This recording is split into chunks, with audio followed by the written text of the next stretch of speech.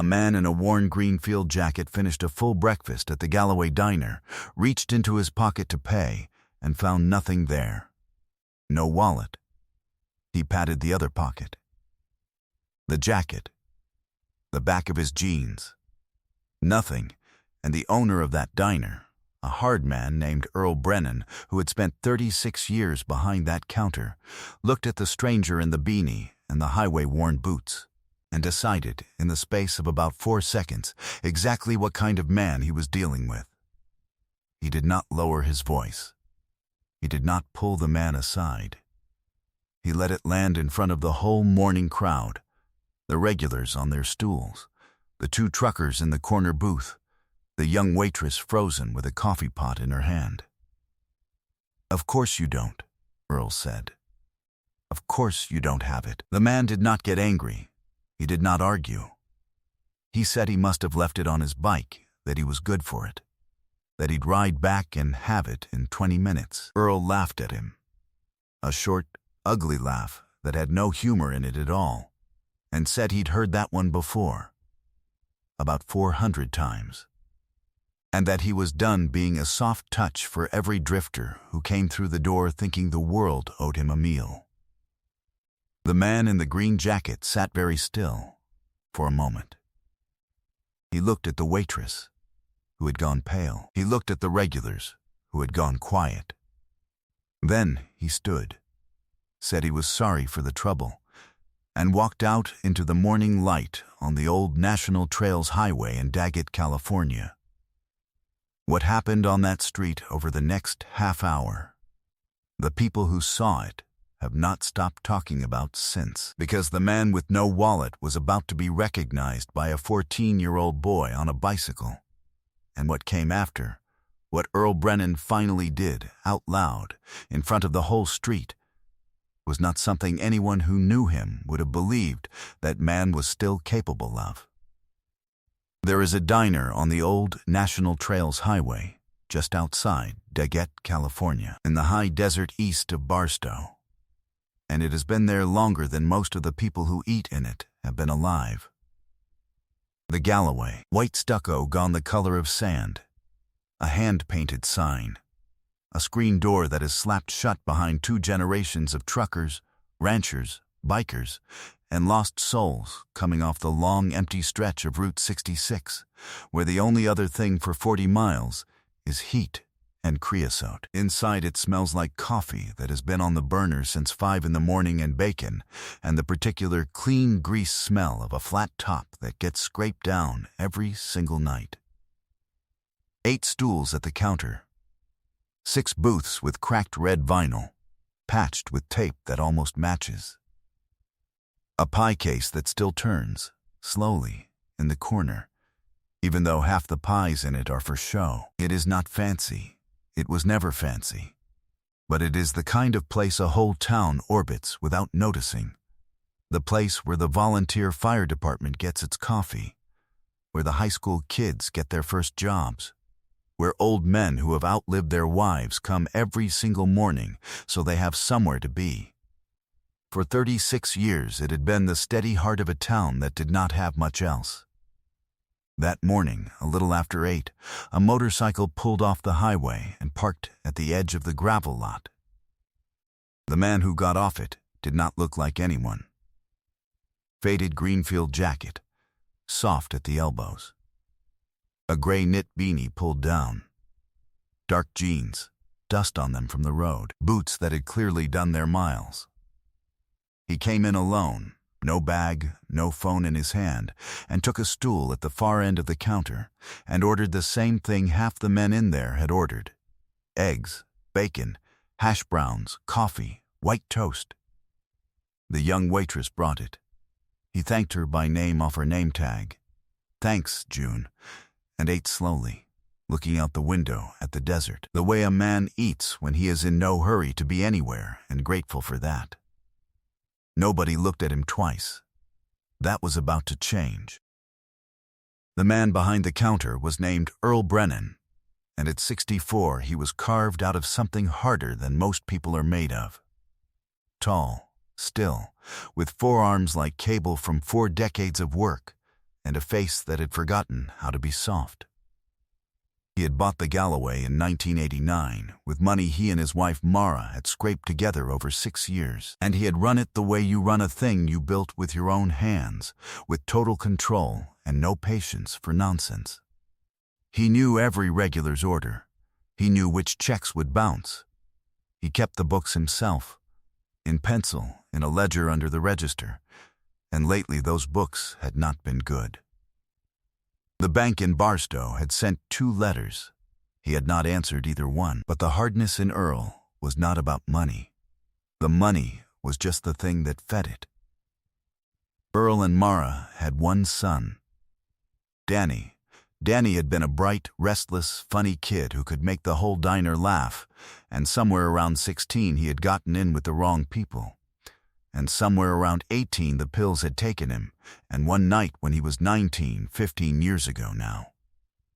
Danny had come in after closing, taken $312 out of the register, looked his father in the eye, and walked out the screen door for the last time. No call. No letter. 15 years of silence. Earl had driven to Vegas twice, to Phoenix once, chasing rumors of where his son might be, and come home empty every time. Mara never stopped believing Danny would walk back through that door. She was still believing it when the cancer took her, 4 years ago in the spring. So Earl Brennan had buried his wife and lost his son to a silence worse than death. And he had done the only thing he knew how to do with that much grief. He had turned it into a wall, and on the other side of that wall, in his mind, were all the drifters and the lost ones, and the men who came through with stories and empty pockets. Every single one of them, in some way Earl could not have explained, was the boy who took the money and walked out the door. Every one of them was Danny. And Earl could not forgive Danny. And so he could not forgive any of them. He had sworn to himself, somewhere in those 15 years, that he would never again be the soft old man who got taken. Never again the sucker. Never again the father standing in an empty diner, counting what was missing. So when a man in a worn jacket and a beanie patted his pockets and came up empty, Earl Brennan did not see a tired traveler who'd left his wallet on his bike. He saw his son, and 15 years of grief came out of his mouth as cruelty. June Alvarez stood with the coffee pot in her hand and did not know what to do. She was 24. She had a 3-year-old named Theo at home with her mother, and this job was the thing standing between them and a real problem, and Earl, for all his hardness, had given her that job when nobody else in Daggett would, because she'd had Theo at 20 and people talked. She owed Earl. She was scared of Earl. And she was watching Earl do something that made her sick to her stomach. Earl, she said quietly. He said he'd come right back with it. He's on a bike. It's probably. You stay out of this. He didn't even look at her. You don't know what I know. You're a kid. I've been doing this since before you were born, and I'll tell you what comes through that door looking for a free meal. It's a man who's already decided you're a fool. The man at the end of the counter set down his fork. He looked at June, not at Earl. And what passed across his face was not anger. It was something gentler and worse, because it was aimed at her, at the spot she'd been put in. It's all right, he said to her. Soft, don't get yourself in trouble over this. You're just doing your job. He turned to Earl then. He still wasn't angry. Sir, I understand. You've been burned. I'd feel the same way. He reached up and took off his watch, a plain steel watch, nothing flashy, and set it on the counter. Hold that. It's worth more than the breakfast. I'll bring the money and you give it back. Fair? For a second, June saw it. For 1 second, something flickered in Earl's face. The fairness of it. The decency. And then the wall came back up, harder, because decency was exactly the thing Earl could not afford to trust anymore. "Take your watch and get out of my diner," Earl said. "I don't want it. I don't want you. People like you have taken enough from me. People like you." The man in the green jacket looked at him for a long moment. He seemed, June thought later, to understand something in that sentence that Earl himself didn't know he'd said. He nodded slowly.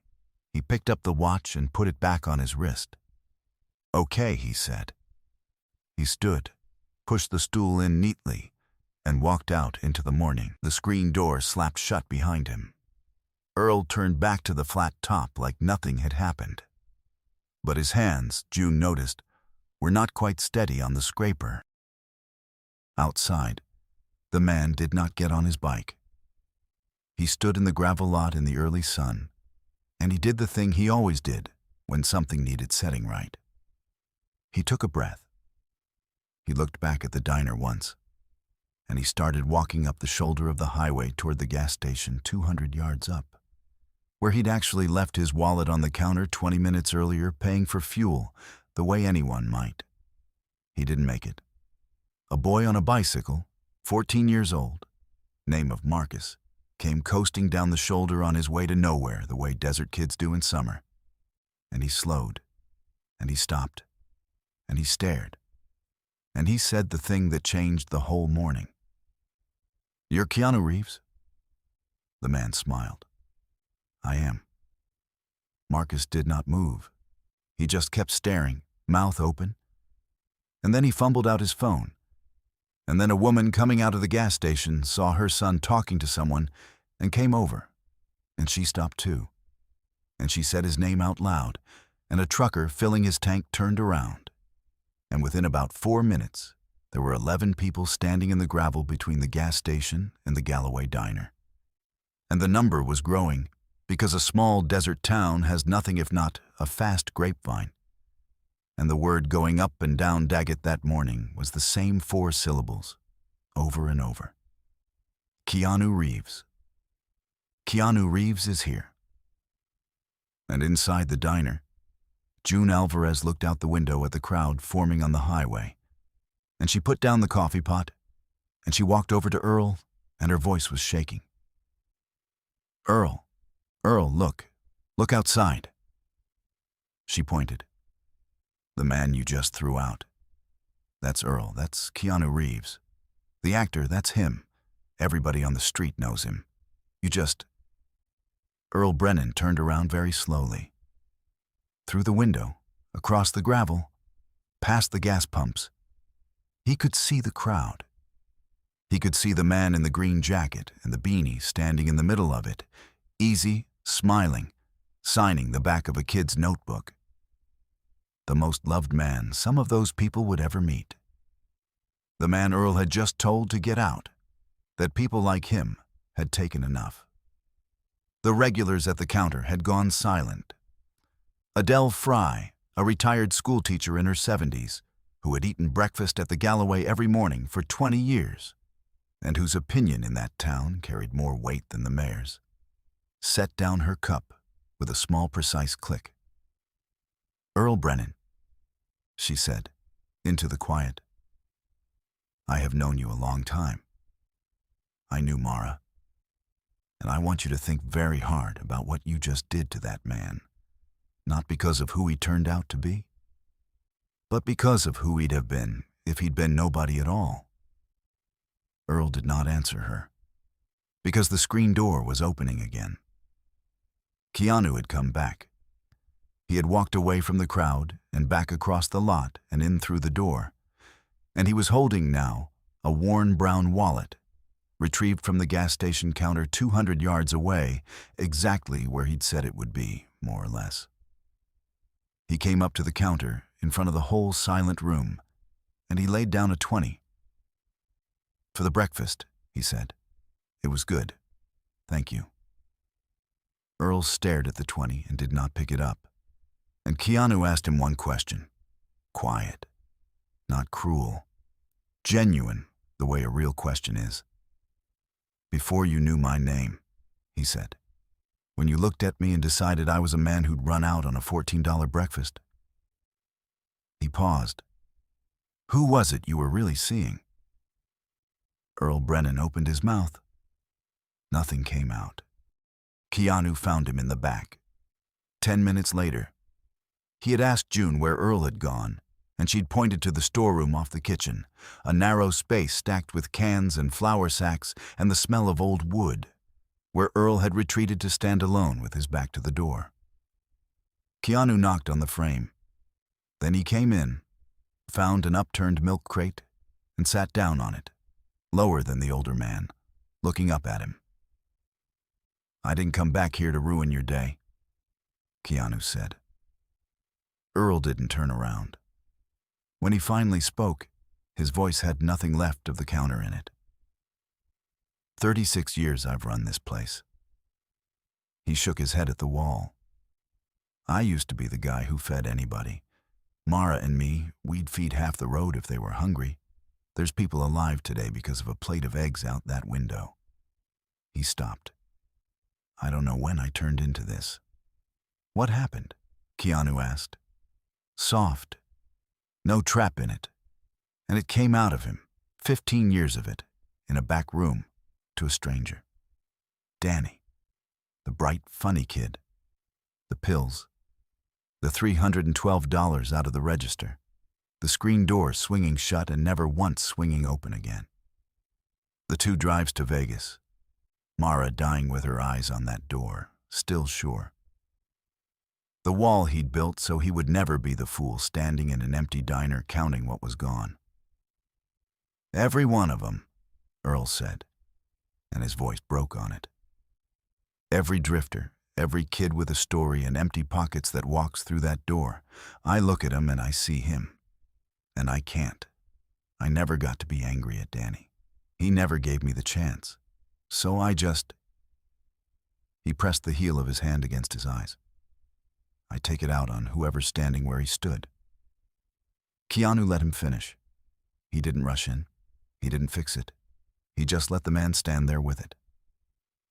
I lost people too, Keanu said after a while, quietly. People I loved as much as a man can love anybody.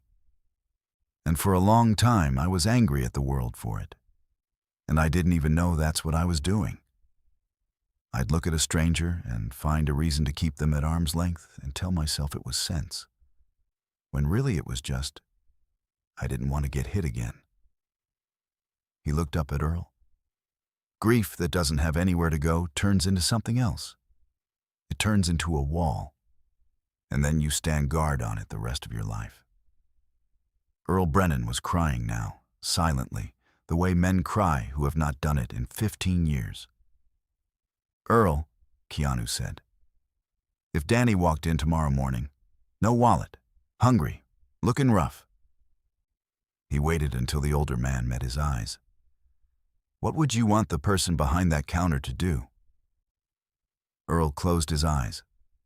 The script gives that a full breath. I'm not asking you for anything, Keanu said, standing.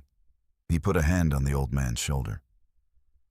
I'm just asking you to go back out front and be the guy who used to feed the whole road. That guy's still in there. I ate his eggs this morning. Then he left. What Earl Brennan did next is the part the whole street is still talking about.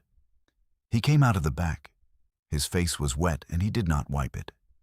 He walked past June, past Adele, past the regulars, past Keanu, and he pushed open the screen door and walked straight out into the gravel lot where the crowd still stood. Bigger now, 30, 40 people. The whole grapevine of Daggett come to see Keanu Reeves on a Tuesday morning. And Earl Brennan, the hardest man on that highway, the man who had not spoken his son's name out loud in 4 years, stood up in front of all of them and said it. My name's Earl. I run that diner. His voice carried, rough and shaking, across the lot. 20 minutes ago, I threw a man out of it for not having his wallet. I told him people like him had taken enough from me. He had to stop. He made himself go on. I had a son named Danny. He left 15 years ago and I never saw him again. And I have spent every day since punishing strangers for it. And I am ashamed of myself. In front of all of you, I am ashamed. Nobody on that street said a word. 40 people, and you could hear the wind off the desert. Then Earl turned to Keanu, in the middle of the crowd, and said the last of it. I'm sorry. Not because you're somebody. Because I'd have done it to anybody, and that's worse. He swallowed hard. Mara would not have known me this morning. I'm going to fix that, starting today. Keanu smiled. Not the careful one, the real one, slow, crooked, the one that takes its time. That's all I needed to hear, he said. It was Adele Fry who started clapping, standing in the doorway of the Galloway. And then it spread across the lot until the whole street was doing it, applauding a hard old man for breaking open in public. June Alvarez was crying and not pretending she wasn't. Keanu shook Earl's hand and held it and said something quiet only Earl could hear that made the old man laugh through the tears. Then Keanu paid his bill, the 20. Plus, he quietly settled the morning's tab for every person sitting at that counter, which was about the most unsavior-like sum imaginable and exactly the right size. He told June her son was lucky to have a mother who'd speak up for a stranger. He pulled his beanie down, walked out to his bike, and rode east into the desert the way he'd come, before anyone could turn the goodbye into a photograph. It did not all get fixed in a morning. That is not how grief works, and Earl knew it better than anyone. The clip went out into the world, Marcus's phone, of course, and for a week the Galloway was overrun with people who wanted to stand where it happened. And Earl found he hated it, the spectacle of it, the strangers ordering coffee to film the counter. He sat in the dark of the empty diner one night that week and wondered if he was a fraud. If a man could really change at 64, or if he'd just had a bad cry on a busy morning. It was Adele who told him the hard thing, over coffee, the way only a 70-year-old retired schoolteacher can. The crying was easy, Earl, she said. Everybody cried. The question is what you do on a slow Tuesday when there's no crowd and no cameras and a hungry kid walks in. That's the only thing that was ever the point. So Earl did the thing that answered her. He took the booth nearest the door, the good one, by the window, and he stopped seating people in it. He had a man in Barstow make a small brass plate, and he screwed it to the wall above the table himself. And the plate said one thing: Danny's table. If you're hungry and you're short, this seat is yours. No questions. E.B. Anyone who came in down on their luck ate at Danny's table. Full menu, same eggs, same plates, on the house. And Earl made it a rule that nobody was allowed to make them feel it. June Alvarez did not quit, the way she'd been quietly planning to for months. Earl made her assistant manager that fall, then a real partner 2 years after that, her name right next to his on the new sign. She ran Danny's table like it was scripture. Her son Theo grew up buzzing those tables on weekends, learning before he could spell it that you feed the hungry man and you don't ask him why he's hungry. And Earl started looking for his son again, not the desperate driving of 15 years ago. He just put the word out, gently, everywhere he could, that the door was open, that there was a table with a name on it, that an old man was sorry and was waiting and would wait as long as it took. It took 8 months. On a cold Tuesday night in February, 10 minutes before closing, the screen door opened and a thin man in his 30s stood in it, rough and road-worn, looking at the brass plate on the wall above the window booth and then at the old man behind the counter. He didn't have a wallet. He didn't need one. Earl Brennan came around that counter faster than June had ever seen him move. What he said, nobody heard. But he held on and he did not let go. And the eggs that man ate that night were the best the Galloway ever made. I've told a lot of stories on this channel. I keep coming back to this one. I think it's that line, "People like you have taken enough from me," that does it. Because I've said versions of it. Not out loud, maybe. But I've looked at a stranger and decided who they were before they opened their mouth, and called it sense, when really I was just protecting some old bruise I'd stopped admitting I had. We all do it. The wall doesn't feel like cruelty from the inside. It feels like being careful. I don't know if I'd have come back through that door the way he did, or asked the quiet question instead of just driving off and letting the man stew in it. I'd like to think I would. But honestly, I'm not sure. Most of us aren't sure. And maybe that's the part worth sitting with. That the hungry stranger at the counter and the hard old man behind it are usually carrying the same wound, pointed in opposite directions. This story is fictional, inspired by Keanu Reeves' well-known reputation for treating ordinary people with quiet decency. The diner, the town, and the people in it are invented. The thing underneath it, I think, is real enough. If a part of this stayed with you, drop a comment and tell me which line you're taking with you. Share it with someone who's been judged for what was in their pockets instead of what was in them. They might need it today. If you want more stories like this, subscribe, and I'll keep telling them. See you in the next one.